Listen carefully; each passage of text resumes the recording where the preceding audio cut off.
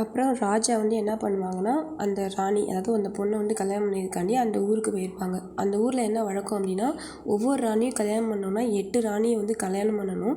ஒவ்வொரு ஊருக்கும் போயிட்டு அந்த ராணியை கல்யாணம் பண்ணணும்னா என்ன விதி அப்படின்னா, அந்த அந்த ஊரில் அந்த பொண்ணு வந்து யாழ் மீட்டுறதுல ரொம்பவே சிறப்பானவளாக இருப்பாளாம். யாழ் மீட்டணும் அப்படின்னு சொல்லி மியூசிக் மாதிரி அது ஒரு இது.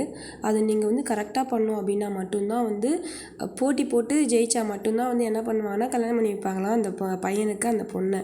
சரி, அதனால் அந்த பொண்ணு அவ்வளோ வாசிப்பாலாம், இந்த பையனும் அவ்வளோ வாசிப்பானாம். வாசிச்சுக்கிட்டே இருப்பாங்களாம். அப்படியே 2 நாள் 3 நாள் நிறுத்தாமல் அப்படியே 4 நாள் 5 நாள் 6 நாள் 7 நாள் அப்படி சொல்லி 8 நாள் அப்படி சொல்லி நிறுத்தாமல் வாசிச்சிட்டே இருப்பாங்களாம். வாசிச்சிட்டே இருக்கும்போது திடீர்னு அப்படியே என்ன ஆகும்னா, ஒரு வேகத்தில் இப்படி இது பண்ணும்போது யாழ் வந்து அந்த இது இருக்குல்ல கம்பி, அந்த கம்பி அப்படியே டக்குன்னு அறந்துடும். அறந்துட்டு இருக்கும்போது கூட நிறுத்தாமல் பண்ணிகிட்டே இருப்பாங்களாம்.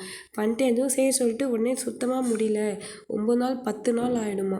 அதுக்கப்புறம் ராஜா வின் பண்ணிடுவாங்க. உடனே ராணியை வந்து கல்யாணம் பண்ணிடுவாங்க. அது மாதிரி 8 பேரை கல்யாணம் பண்ணுவாங்க.